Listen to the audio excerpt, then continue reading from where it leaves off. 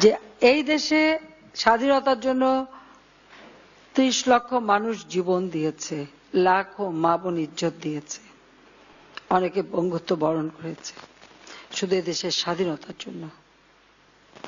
সেই স্বাধীনতা নস্যাৎ করতে চেষ্টা করেছিল। আমি আগেই বলছি যে পরাজিত শক্তিকে আবার ক্ষমতায় নিয়ে আসা এবং তাদের একটা তাবেদার রাষ্ট্রে পরিণত করার জন্য যে চক্রান্ত ৭৫ 15ই আগস্ট জাতির পিতাকে হত্যা করে ৩রা নভেম্বর জাতীয় 4 নেতাকে হত্যা করেই বাংলাদেশকে আবার একেবারে সেই পরাজিতদের একটা তাবেদার রাষ্ট্র পরিণত করতে চেয়েছিল। হত্যাকুশ ষড়যন্ত্রের রাজনীতি শুরু হয়েছিল ৭৫-এ। আপনারা জানেন জাতির পিতাকে হত্যার পর যে হত্যাকুশ ষড়যন্ত্র এবং অবৈধভাবে ক্ষমতা দখলের প্রক্রিয়া শুরু হয় এবং এর মূল হোতা ছিল জেনারেল জিয়াউর রহমান। খুনি মুস্তাক বঙ্গবন্ধুকে হত্যা করে। ৭৫-এ বঙ্গবন্ধুকে হত্যার পর জিয়াউর রহমানকে প্রধান সেনাপতি হিসেবে নিয়োগ দেয়। সেনাপ্রধান জিয়াউর রহমান কার পছন্দ? খন্দকার মোস্তাক। মোস্তাক বঙ্গবন্ধুর খুনি, তো খুনির পছন্দ জিয়া। তার অর্থ কি দাঁড়াচ্ছে? বঙ্গবন্ধুর হত্যার ষড়যন্ত্রের সঙ্গে হত্যার সঙ্গে জিয়ারও সম্পৃক্ততা ছিল। মরে গিয়ে বেঁচে গেছে, নইলে ওরেও তো আসামি বানাতাম। পরিষ্কার কথা, সেও আসামি হতো কাজী।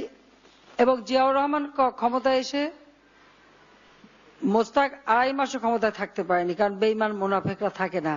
মির্জাফর আপনারা দেখেন সিরাজউদ্দৌলার সাথে বেঈমানি করেছিল, সেও কিন্তু 3 মাসও ক্ষমতায় থাকতে পারেনি, তার আগেই তাকে চলে যেতে হয়েছিল। তো মুনাফেকদের এরকমই হয়। কিন্তু জিয়াউর রহমান এত বড় চক্রান্তকারী ছিল যে সে মোস্তাকের পতনের পরে যখন জাস্টিস সায়েমকে রাষ্ট্রপতি করা হলো, সেই সায়েমকে রাষ্ট্রপতি করার পর জিয়াউর রহমান যে একদিন সায়েম সাহেবকে বলল যে আপনি খুব অসুস্থ, আপনি আর প্রেসিডেন্ট থাকতে পারেন না, আপনি রিজাইন করেন এবং আমাকে রাষ্ট্রপতি হিসেবে ঘোষণা দেন। সায়েম সাহেব যখন এটা আপত্তি করলেন, যথারীতি জিয়ার হাতে অস্ত্র, আর অস্ত্র থেকে স্বাভাবিক একে তো জাস্টিস মানুষ এসব পরিস্থিতি দেখে অভ্যস্ত না। তিনি বললেন, হ্যাঁ বাবা আমি অসুস্থ, বলো কোথায় সই দিতে হবে।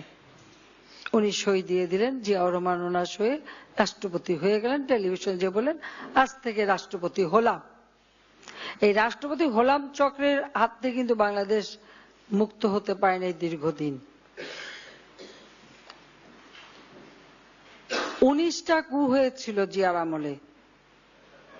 সেনাবাহিনীর শত শত অফিসার, বিমান বাহিনীর শত শত অফিসার, তাদেরকে নির্মমভাবে হত্যা করা হয়েছিল। মুক্তিযুদ্ধের অনেক সেক্টর কমান্ডার থেকে শুরু করে অনেক ভালো ভালো যারা অফিসার, তাদেরকে জিয়াউর রহমান হত্যা করেছিল।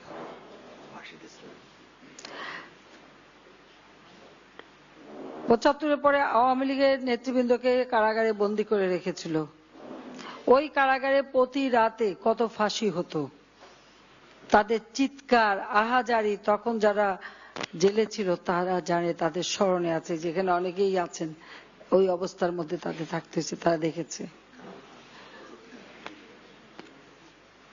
কিছুদিন পর পর কু হচ্ছে আর মানুষ মারা যাচ্ছে, এই পরিস্থিতি সৃষ্টি করা হয়েছিল। আমি জানি বিএনপি খুব জোর গলায় বলে জিয়াউর রহমান দেশে গণতন্ত্র দিয়েছে। কি গণতন্ত্র দিয়েছিল? জিয়ার আমলে অর্থাৎ ৭৫-এর পর থেকে সারা রাত বাংলাদেশে কারফিউ থাকতো এবং এই কারফিউ কিন্তু জিয়ার আমলেও ছিল। একেবারে সেই ৭৫ থেকে শুরু ৮৬ পর্যন্ত, আমরা ৮৬-তে ইলেকশন করা পর মার্শাল ল উইথড্র হওয়ার আগ পর্যন্ত প্রতি রাতে বাংলাদেশে কারফিউ ছিল। তাই তখন মানুষ বলতো হ্যাঁ জিয়া গণতন্ত্র দিয়েছে, ওটা হলো কারফিউ গণতন্ত্র, জনগণতন্ত্র না, কারফিউ গণতন্ত্র। এবং দেশটাকে একটা ধ্বংসের দিকে নিয়ে যাওয়া, ইতিহাস বিকৃত করা, নানা আমাদের মুক্তিযুদ্ধের যে গৌরবময় ইতিহাস, সেই ইতিহাসকে বিকৃত করে একটা জেনারেশন পর জেনারেশন জানাতেই দেয়নি। এই অবস্থা সৃষ্টি করা হয়েছিল। আমরা 96 সালে সরকার গঠন করেছিলাম 21 বছর পর। 21 বছর পরে সরকারে এসে আওয়ামী লীগ সরকার ক্ষমতা আসার পর বাংলাদেশের জনগণ প্রথম উপলব্ধি করতে পারল যে সরকার জনগণের সেবক, সরকার জনগণের জন্য কাজ করে এবং একটা সরকার জনগণের মঙ্গল করে, কল্যাণ করে, তাদের ভালো মন্দ চিন্তা করে। তার আগে কিন্তু এটা ছিল না। কারণ জিয়ার আমলের থেকেই ওই যে দল গঠন করতে যে ক্ষমতায় আগে রাষ্ট্রপতি হওয়া, অর্থাৎ আগে ক্ষমতায় উত্তরণ, তারপরে রাজনীতিতে অবতরণ, তারপরে দল গঠন, আর সেই দলে ভোট কারচুপি করে 2/3 মেজরিটি নিয়ে অবৈধ ক্ষমতা বৈধকরণ, এই প্রক্রিয়াই তারা চালিয়েছিল। ফলে ক্ষমতা থেকে ক্ষমতাকে একেবারে নিষ্কণ্টক করবার জন্য একটা এলিট শ্রেণী তারা তৈরি করে। ব্যাংক থেকে ঋণ আর শোধ দেওয়া লাগবে না, ঋণ খেলাপি সৃষ্টি, কিছু লোকরে অর্থশালী সম্পদশালী করা, ছাত্রদের হাতে অস্ত্র তুলে দেওয়া, মেধাবী ছাত্রদের নিয়ে বিলাস ভ্রমণে পাঠানো, তাদের হাতে অস্ত্র, তাদের হাতে ড্রাগ, তাদের হাতে টাকা তুলে দিয়ে তাদেরকে বিপথে নেওয়া, এই ধরনের নানা রকম সমাজকে কলুষিত করবার বিভিন্ন ধরনের প্রক্রিয়া জিয়া শুরু করেছিল।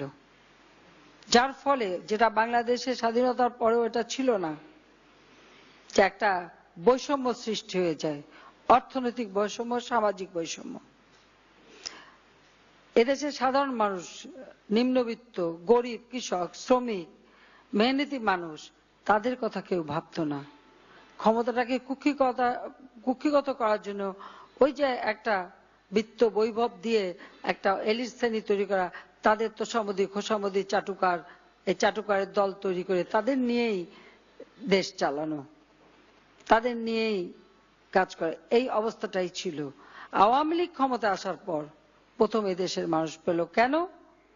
কারণ এই আওয়ামী লীগ জাতির পিতা বঙ্গবন্ধু শেখ মুজিবের নেতৃত্বে দীর্ঘদিন সংগ্রাম করেছে, ত্যাগ তিতিক্ষা করেছে, এবং এই আওয়ামী লীগের নেতৃত্বে এদেশের মানুষ জাতির পিতা আহ্বানে সাড়া দিয়ে ঐক্যবদ্ধ হয়ে মুক্তিযুদ্ধ করে বিজয় অর্জন করেছে, স্বাধীনতা এনেছে। কাজে যে সংগঠন আত্মত্যাগ করে, যে সংগঠন সংগ্রাম করে, যে সংগঠন নির্যাতিত হয়, তাদের যে আন্তরিকতা থাকে দেশকে গড়ে তোলার, দেশের মানুষের মঙ্গল করার, দেশের মানুষের কল্যাণ করার, এটা তো যারা ক্ষমতায় উড়ে এসে জুড়ে বসে বা ক্ষমতা অস্ত্র হাতে নিয়ে দখল করে, তাদের তো সেই দায় দায়িত্ব থাকে না, সেই মানসিকতাও থাকে না। কারণ মুফতে যে ক্ষমতা পেয়ে যায়, সেই ক্ষমতা ভোগ করার দিকেই তাদের দৃষ্টি থাকে। কাজে আমাদের একটা দায়বদ্ধতা আছে জাতির প্রতি, আমাদের একটা অঙ্গীকার আছে জাতির প্রতি, যে আমরা স্বাধীনতা এনেছি, এই স্বাধীনতাকে অর্থবহ করা, স্বাধীনতার সুফল বাংলার মানুষের ঘরে ঘরে পৌঁছে দেওয়া, দেশটাকে গড়ে তোলা, দেশটাকে উন্নত করা এবং একটা মর্যাদাশীল জাতি হিসেবে বাঙালি জাতিকে বিশ্ব দরবারে প্রতিষ্ঠিত করা। যে আদর্শ নিয়ে, যে চেতনা নিয়ে মুক্তিযুদ্ধ করেছি, সেই চেতনায় বাংলাদেশকে গড়ে তোলা, এটাই কিন্তু আওয়ামী লীগের নীতি আদর্শ। আওয়ামী লীগ যারা করেন, নীতি আদর্শে যারা বিশ্বাস করেন, তাদেরকে সবসময় এই চিন্তাই করতে হবে যে দেশের সেবা করা, দেশের কল্যাণ করা, দেশের মানুষের ভাগ্য পরিবর্তন করা, এটাই হচ্ছে আমাদের একমাত্র লক্ষ্য। এবং আমরা তা প্রমাণ করেছি। কারণ যে উন্নয়ন আমরা করেছি এই এত অল্প সময়ের মধ্যে, এত উন্নয়ন কেউ কখনো করতে পারেনি, যেখানে এতগুলি প্রতিবন্ধকতা ছিল আমাদের।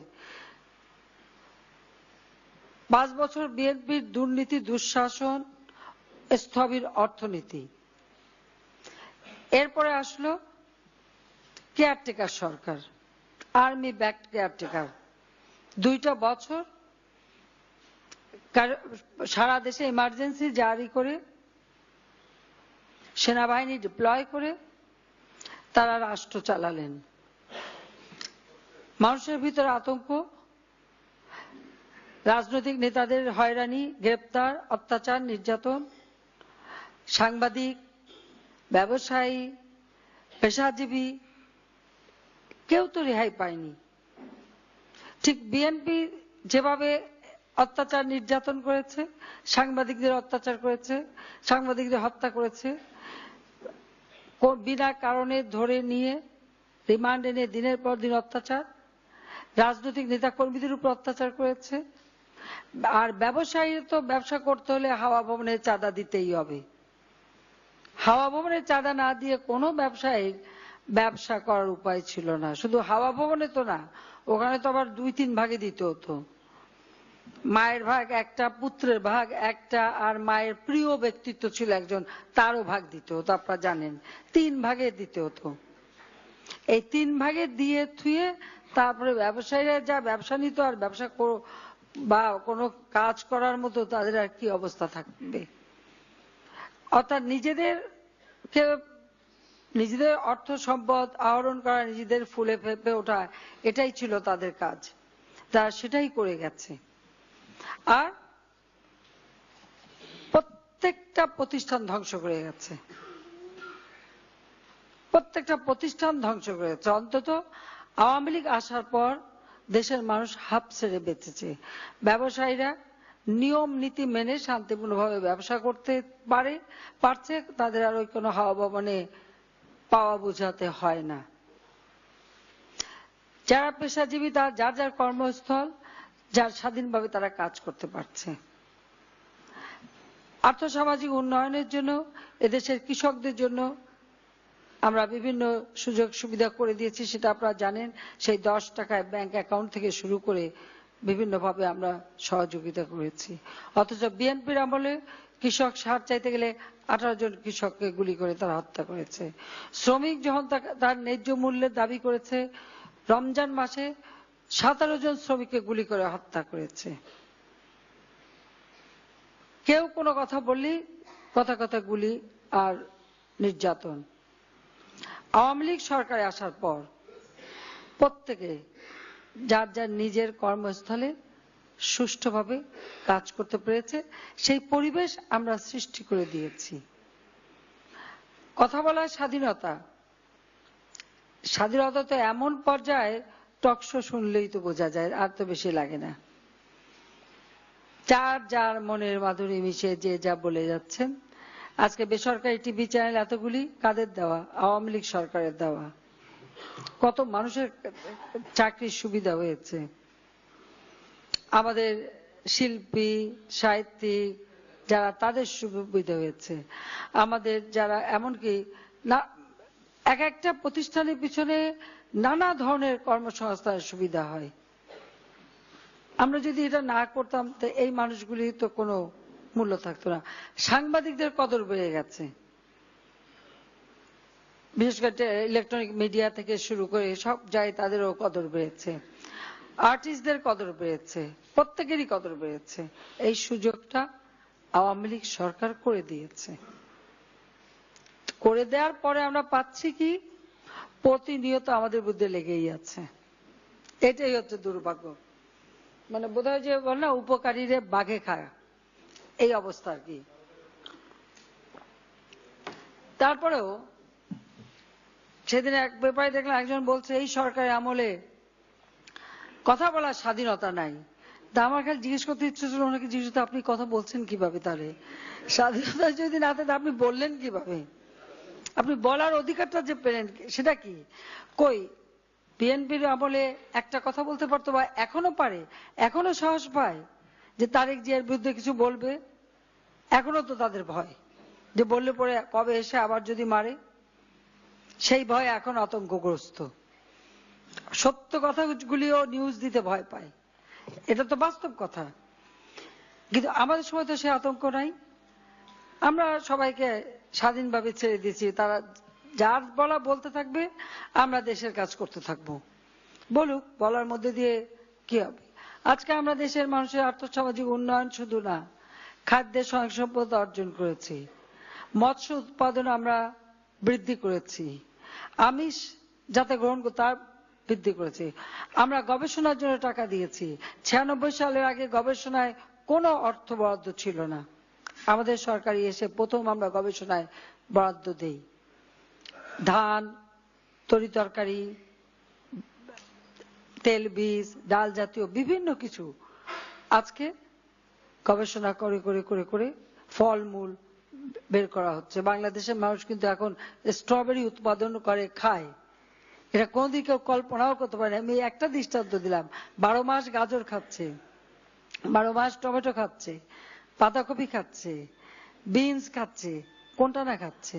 এটা কি এমনি এমনি আসছে? এটা কি ভেসে ভেসে আসছে? ভেসে ভেসে আসে নাই। এক একটা বিষয় ধরে ধরে ধরে ধরে গবেষণা করা হয়েছে। এখন তো আর বেগুনে বেশি পোকা পাওয়া যায় না। বেগুনে একটা বাড়ি কিনে আনলে টাকা দিয়ে কাটলে পোকা, এখন বেগুনের পোকাও কমে গেছে। সবজি, তরি তরকারি 12 মাস উৎপাদন আমরা, অর্থাৎ এগুলি কিন্তু হাওয়া থেকে আসে নাই, এগুলি গভীরভাবে চিন্তা ভাবনা করে গবেষণা করে এগুলি করতে হয়েছে। এটা কিন্তু মাথায় রাখতে হবে। এই যে মাছের উৎপাদন এত বেড়েছে, তার জন্য কিন্তু কাজ করতে হয়েছে। ধানের উৎপাদন বাড়ছে, সেটা এমনি আসে নাই, আমরা গবেষণা করে করে করে করে সেগুলি করা হয়েছে। কাজে আমরা সেই সুযোগ সৃষ্টি করে দিয়েছি, কৃষকদের আমরা সুবিধা করে দিয়েছি। বর্গা চাষীদের বিনা জামানতে কৃষি ঋণ 96 সাল থেকে আওয়ামী লীগ সরকার দিতে শুরু করেছে। পরের বার এসে 10 টাকায় ব্যাংক অ্যাকাউন্ট খোলার ব্যবস্থা আমরা করে দিয়েছি। গ্রামের অর্থনীতিকে আরো চাঙ্গা করা, গ্রামে অর্থ সরবরাহ করা, গ্রামের মানুষের সঞ্চয় বৃদ্ধি করা, অর্থনৈতিকভাবে স্বাবলম্বী করা, কর্মসংস্থানের সুযোগ সৃষ্টি করে দেওয়া। প্রত্যেকটা এই যে আমরা এলাকায় তথ্য সেবা কেন্দ্র খুলে দিয়েছি, সেই জায়গায় কত মানুষ কাজ করে খাচ্ছে। এবং আমরা এখন আমাদের ছেলেমেয়েদের ট্রেনিং দিচ্ছি যে এই বাংলাদেশে বসেই তারা এই ইন্টারনেট ব্যবহার করে তারা পৃথিবীর অন্যান্য দেশে চাকরি করে অর্থ উপার্জন করতে পারবে, সেই সুযোগ আমরা করে দিচ্ছি।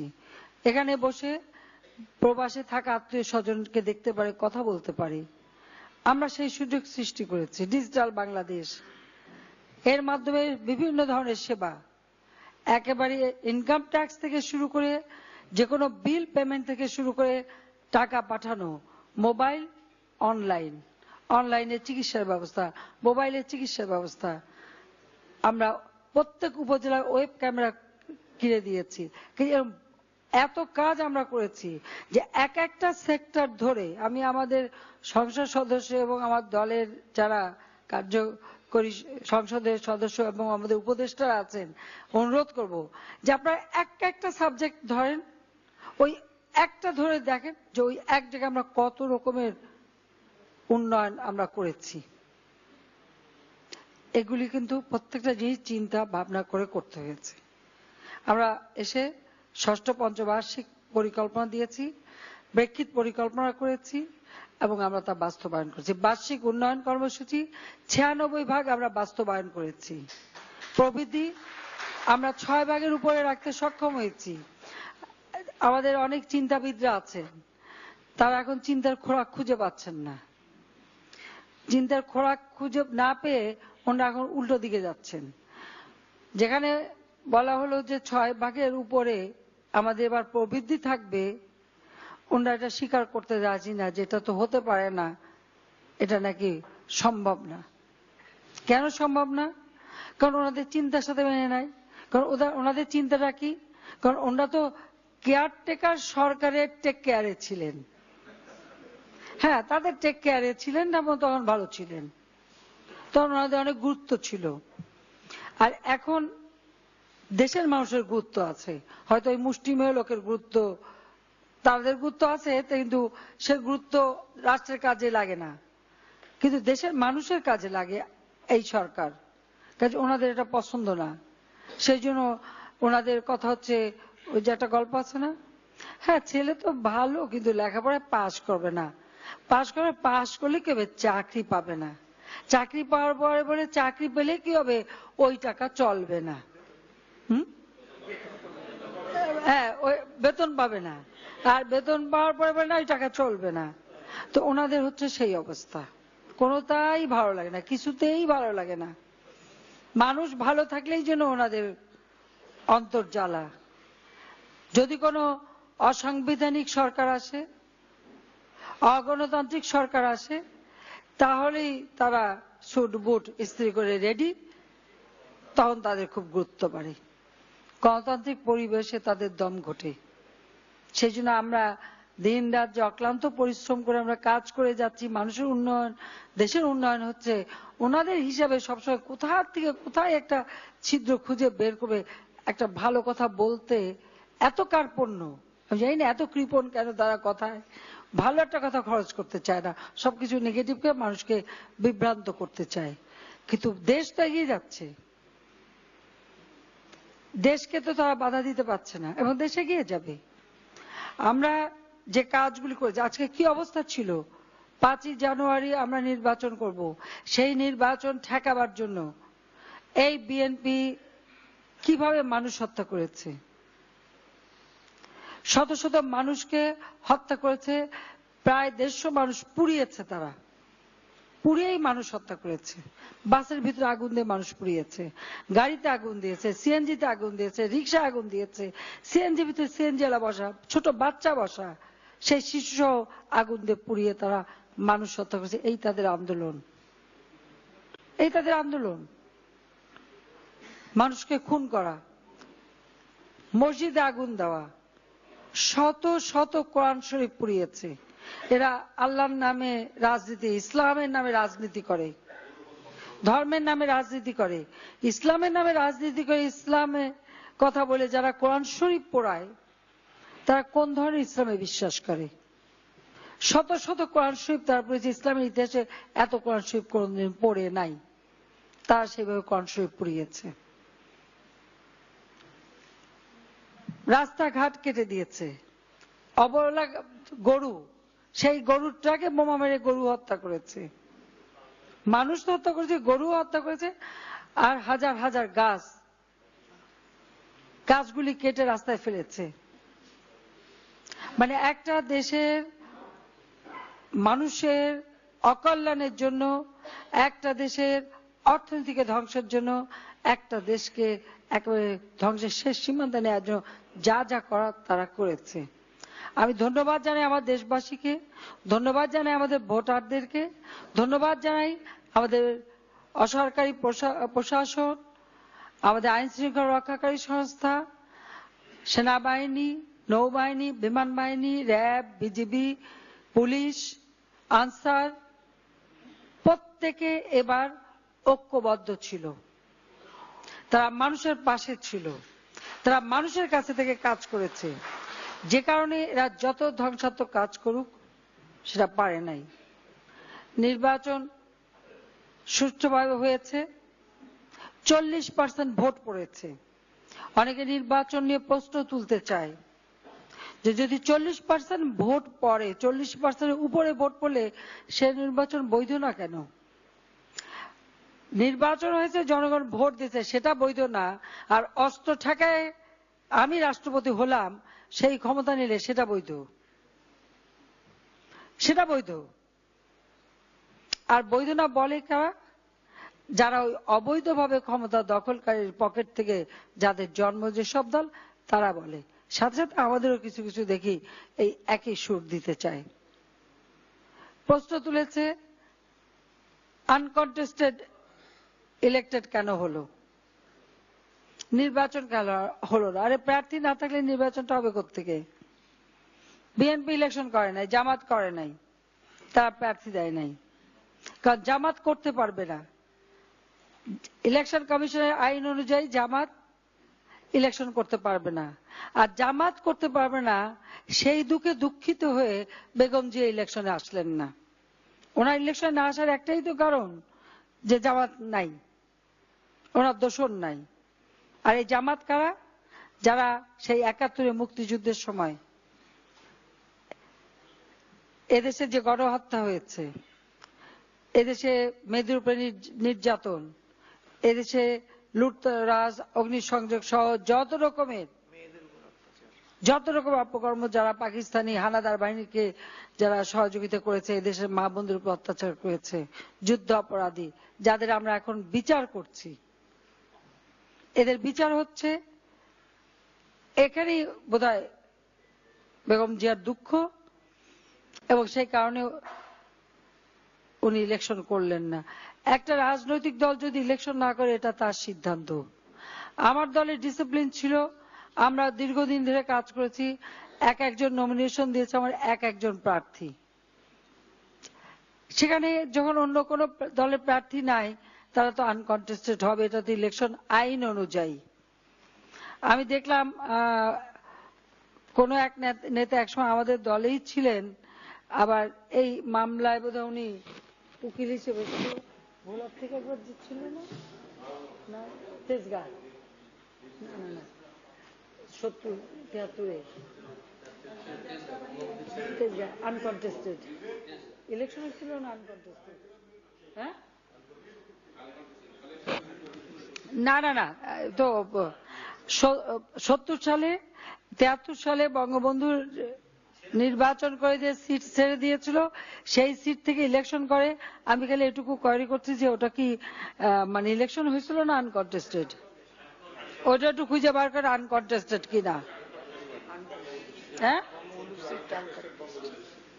70-এও, হ্যাঁ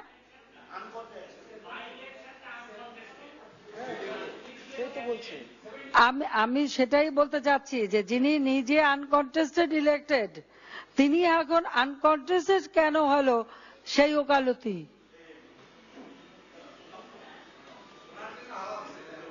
এটা আরো ভালোভাবে তথ্য আমি তো বলবো যে সাংবাদিকরা একটু খুঁজে বের করুক যে 70-এও বঙ্গবন্ধু ছেড়ে দেওয়া সিট, 73-এও বঙ্গবন্ধু ছেড়ে দেওয়া সিট, বাই ইলেকশন আনকন্টেস্টেড, আর যিনি আনকন্টেস্টেড ইলেক্টেড তিনি এখন আবার আনকন্টেস্টেড এর বিরুদ্ধে সোচ্চার।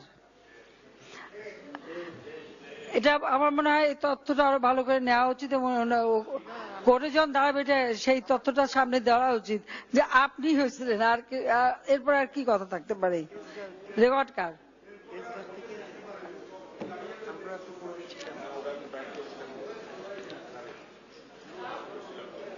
কি আমি জানি তো আনকন্টেস্টেড, সেই জন্য আমি তো ওই জন্যই বললাম।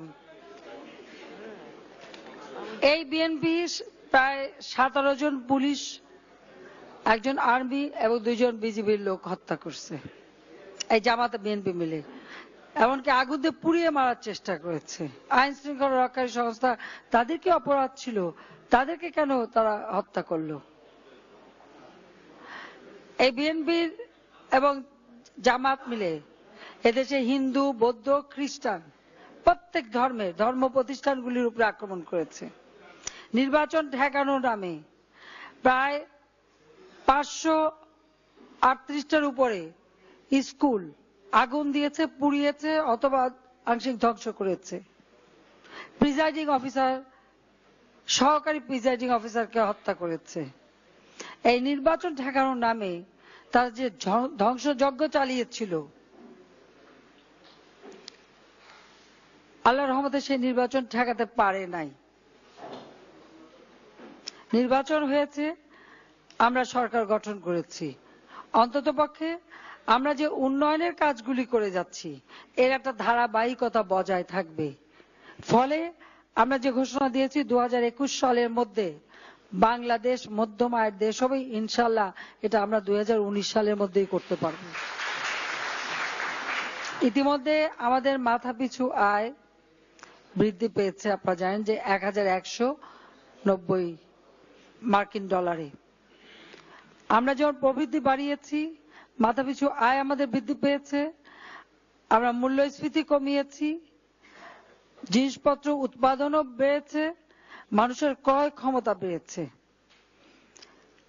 আগে দিনমজুর দিনে যে টাকা পেত তা দিয়ে হয়তো 2-3 কিলো চাল কিনতে পারত, আর এখন 10-12 কিলো কিনতে পারে। শুধু তাই না, এখন চালের সাথে তারা একটু মাছ তরকারিও কিনতে পারে, সে ক্ষমতাটা তাদের আছে। 62% মানুষ এখন বিদ্যুৎ পায়। যে বিদ্যুৎ আমরা পেয়েছিলাম মাত্র 3200 মেগাওয়াট, এখন বিদ্যুৎ উৎপাদন ক্ষমতা আমরা 11700 মেগাওয়াটে উন্নীত করেছি। আমরা সঞ্চালন লাইন এবং আরো বিদ্যুৎ আমরা উৎপাদনের জন্য আরো বিভিন্ন প্রকল্প আমরা বাস্তবায়ন শুরু করেছি। আমরা ভারতের থেকে 500 মেগাওয়াট বিদ্যুৎ এনেছি, আরো 100 মেগাওয়াট আগরতলা থেকে আসবে। এটাও একটা দৃষ্টান্ত আমরা স্থাপন করেছি। ল্যান্ড বাউন্ডারি, বিএনপি জামাত ক্ষমতায় ছিল, এরশাদ ক্ষমতা ছিল, জীবনে কোনদিন ল্যান্ড বাউন্ডারি নিয়ে কি ইন্ডিয়ার সাথে কথা বলতে পেরেছে? বঙ্গবন্ধু ওই মুজিব ইন্দিরা চুক্তি করে গিয়েছিলেন, সে সময় অপপ্রচার করা হতো যে এটা হলো গোলামীর চুক্তি। আর যারা তখন এই ব্যাপারে সোচ্চার ছিল তারাই আবার বলে সেই ইন্দিরা মুজিব চুক্তিটাই বাস্তবায়ন করা দরকার। এতদিনে তারা বোঝে। কাজী আমরা সেই ল্যান্ড বাউন্ডারি ডিমার্কেশন সবকিছু আমরা 96 সাল থেকে শুরু করেছিলাম, আস্তে আস্তে আমরা করেছি। সমুদ্র সীমা, এই সমুদ্র সীমার দাবি যদি আমরা না করতাম, আমরা যদি না করতাম, আমরা আমাদের হাতছাড়া হতো। আমরা 96 সালে আনক্লজে এটা আমরা ওখানে সই করে এবং অনুস্বাক্ষর করে সেখানে আমরা ব্যবস্থা নিয়েছিলাম যে এই সমুদ্র সীমায় আমাদের দাবিটা আমরা পেশ করব, তার জন্য তথ্য উপত্য সংগ্রহ করা ইত্যাদি ব্যবস্থা করি। আমরা 2001 সালে আসতে পারিনি ক্ষমতায়, মাত্র 10 বছর সময় হাতে ছিল। কই বিএনপি তো একটা কোনো কাজও করেনি। আমরা যদি 2008 নির্বাচনে সরকার গঠন না করতাম, এর সমস্ত জিনিস আমাদের হাতছাড়া হয়ে যেত।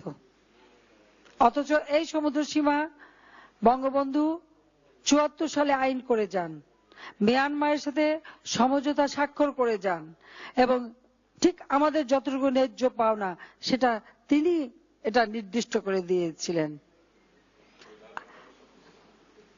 আমরা ক্ষমতায় এসেছিলাম বলেই আমরা এটা আমাদের ন্যায্য অধিকারটা আমরা প্রতিষ্ঠা করতে পেরেছি। কই এত ক্ষমতা লোক ছিল, এত জ্ঞানীগুণী লোক ছিল, কই তারা তো কোনো ব্যবস্থা নেয়নি। ঠিক এইভাবে এক একটা বিষয় যদি আমরা দেখি তাহলে আমরা দেখব যে একমাত্র আওয়ামী লীগ পেয়েছে কেন? আওয়ামী লীগ সংগ্রাম করেছে, স্বাধীন করেছে দেশ। আওয়ামী লীগ জানে দেশকে কোথায় এগিয়ে নিয়ে যেতে হবে। কাজে আমাদের সেই লক্ষ্য নিয়ে আমাদের কাজ করতে হবে। কাজে আমাদের যারা সকল সংসদ সদস্য তাদেরকে আমি এটাই বলবো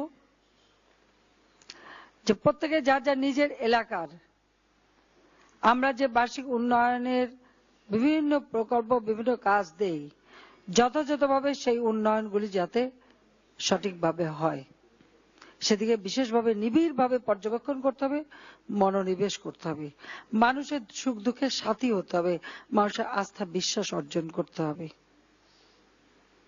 আর আমাদের উন্নয়নের যে কাজগুলি মানুষের কাছে তুলে ধরতে হবে, কারণ না বললে কেউ বলে দেবে না।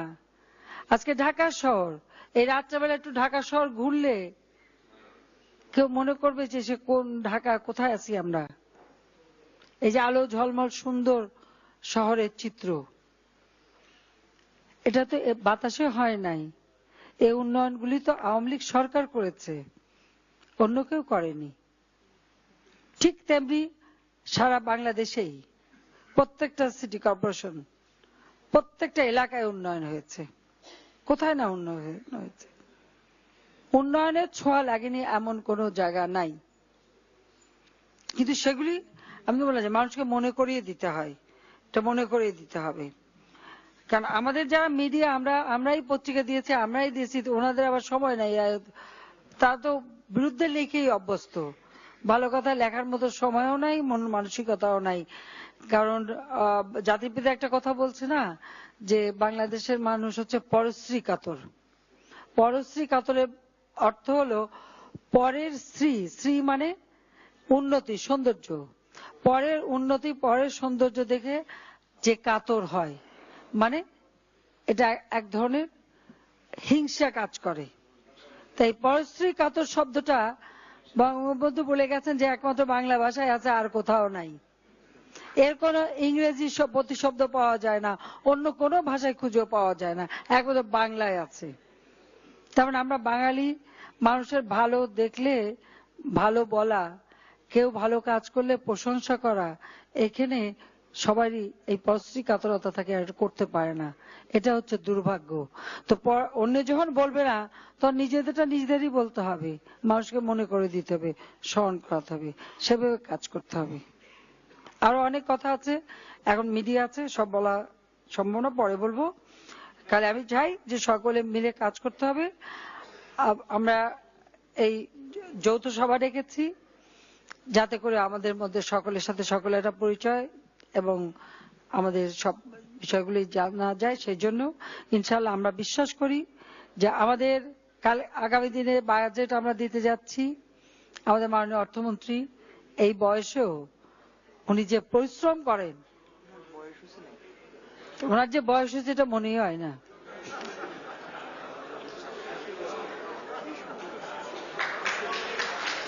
এবং আপনাদের জানার জন্য আমরা বলি যে আমরা আওয়ামী লীগ, আপনারা জানেন যে আমাদের কতগুলি উপকমিটি ছিল। এই কমিটির মাধ্যমে এর আগে আমরা এটা খুব বেশি করেছি, যেমন অনেক সেমিনার করেছি। আমাদের যে অর্থনৈতিক নীতিমালা, প্রায় প্রতি 10 বছর পর পর আমরা এটাকে আবার মানে নতুন করে প্রস্তুত করি, একটু উন্নত করি, আপডেট করি। মাননীয় অর্থমন্ত্রী, আমরা বিরোধী দলে থাকা অবস্থায় আমরা সরকারে গেলে কিভাবে কোন ক্ষেত্রে কি কাজ করব, এই অর্থনৈতিক নীতিমালার একেবারে পুরো ডিটেল এটা অনেকবার, এবং উনি আমাদের একটা টিম কাজ করেছে এখানে, সেই অর্থনৈতিক বিষয় উপকমিটি, এবং সেখানে এটা প্রস্তুত করা, প্রত্যেকটা বারবার পড়া, সেটাকে সংশোধন করা, সেটাকে প্রস্তুত করে এমন ভাবে করা যে সেখান থেকেই কিন্তু আমরা আমাদের যে নির্বাচনী ইস্তেহার এবং আমাদের ঘোষণাপত্র, তারই আলোকে নির্বাচনী ইস্তেহার প্রতিবার আমরা দিচ্ছি। আমরা কোথায় কতটুকু কাজ করে যাচ্ছি, আগামীতে আমাদের কি করতে হবে, সেটাকে মাথায় রেখে রেখে আমরা কিন্তু আমাদের সেই পরিকল্পনা নিয়ে এগোচ্ছি। আমাদের পূর্ব প্রস্তুতি ছিল অর্থনৈতিক উন্নয়নের ক্ষেত্রে, যেহেতু আমাদের পুরো পরিকল্পনা, কারণ এটা আমরা খুব পাবলিক করি না, কারণ এগুলি একটু আমাদের নিজেদের মধ্যে রাখা ভালো, কারণ এটা আমার দলের সম্পত্তি, আবার আমাদেরটা দেখে অনেকে নকল করতে পারে। তো আমরা আমাদের এই উন্নয়ন পরিকল্পনাগুলি আমরা সুষ্ঠুভাবে করে রেখেছিলাম বলেই আমরা কিন্তু তারই আলোকে আমরা আমাদের উন্নয়ন কর্মসূচি নিচ্ছি, তারই আলোকে আমাদের বাজেট প্রণয়ন হচ্ছে, তারই আলোকে আমরা আর্থসামাজিক উন্নয়নের কাজ করে যাচ্ছি, এবং যার শুভফল দেশবাসী পাচ্ছে। কারণ যে কোনো একটা দলের এ ধরনের গবেষণা, এ ধরনের প্রস্তুতি থাকা দরকার, যেটা একমাত্র দল বাংলাদেশ আওয়ামী লীগেরই আছে, আর করে না। এটা হয়তো আমাদের অনেকেই জানেন না, কিন্তু আমাদেরই ছিল, আমাদেরই আছে।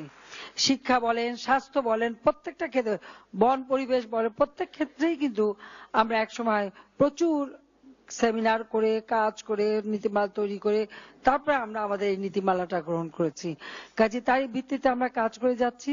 আর সবচেয়ে বড় কথা, আমাদের সংবিধান, আমাদের একটা সংবিধান জাতির পিতা দিয়ে গেছেন, এই সংবিধানের সবকিছুই দেয়া আছে। কাজে সেই সংবিধান মোতাবেক আমাদের পদক্ষেপ আমরা নিয়ে যাচ্ছি। কাজে আমরা দেশকে এগিয়ে নিয়ে যাচ্ছি ইনশাল্লাহ। আমি আবারও বলছি যে আমাদেরকে ওই 21 পর্যন্ত অপেক্ষা করতে হবে না, তার আগেই বাংলাদেশ বিশ্বসভায় মধ্যম আয়ের দেশ হিসেবে মর্যাদার আসনে অধিষ্ঠিত হবে। 41 সালের মধ্যে বাংলাদেশ বিশ্বে একটা উন্নত দেশ হিসেবে মাথা তুলে দাঁড়াবে। দক্ষিণ এশিয়ায় বাংলাদেশ শান্তিপূর্ণ, উন্নত, সমৃদ্ধশালী দেশ হিসেবে নিজের মর্যাদা বিশ্বে তুলে ধরবে, এই বিশ্বাস আমার আছে। আমাদের বয়স হয়ে যাচ্ছে, আমাদের নতুন প্রজন্মের তাদেরকে এগিয়ে নিয়ে যেতে হবে ভবিষ্যতে, সেইভাবেই তাদেরকে দেশপ্রেমে উজ্জীবিত হয়ে, দেশ ও জাতির কল্যাণে নিবেদিত হয়ে সকলকে প্রস্তুতি নিতে হবে। সবাইকে ধন্যবাদ যে একটা দীর্ঘ বক্তৃতা দিলাম শোনার জন্য। জয় বাংলা, জয় বঙ্গবন্ধু, বাংলাদেশ চিরজীবী হোক।